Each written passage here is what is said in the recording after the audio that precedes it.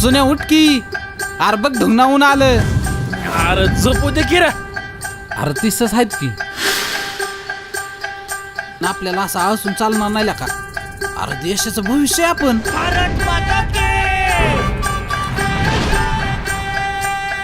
चायला वयात येऊन 10 वर्ष होऊन गेली पण अजून उपाशीच. सध्या तरी आपला हात जगन्नाथ आणि स्वप्न बघत हातुरनाथ.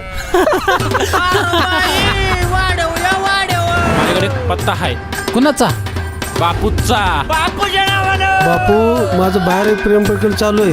लगीन होऊन 10 वर्ष झालं, अजून पोर नाही झालं. नवरा काय करतो? बापू माझा नवरा मला सोडून गेला. ओ माझी बायको मला रोज मारती हो. ठीक आहे. हे काय आहे बापू? की शिळी सुद्धा वाघ होती. काय? कधी आमचं लग्न होणार? कधी आमचं नशीब फलपणार बापू सांगा की. लवकरच 2 मुली तुमच्या आयुष्यात येणार आहे.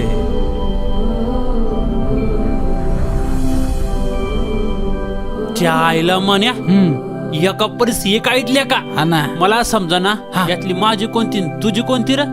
माझी भीतीच कच झाली. एकदा मन म्हणतय ही माझी आणि ती तुझी वहिनी. दोघांच्या पैकी झाडू कोण चांगला मारतो? ती मी मारतो हा पण माझ्यापेक्षा सुन्या भारी मारतोय. दोघांच्या पैकी कपड्यासनी इस्त्री कोण चांगली करत? सुन्या. तुमच्या दोघांपैकी कापड कोण चांगले धुत आहे? दुसरं की मी. हा. माझी मास्टर झाली कापड धुण्यात.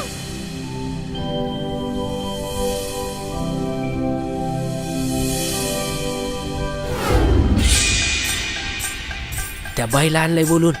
म्हणजे आज त्याचा उपास सुटणार. वय स्वतःला देवाचा अवतार समजतोय अरे आणि हे धंदा होय.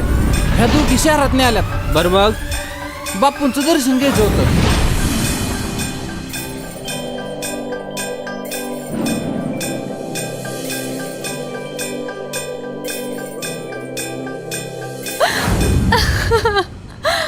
समजा कसं मस्त चालू होतं मध्ये चाला आणि काशी केली बघ.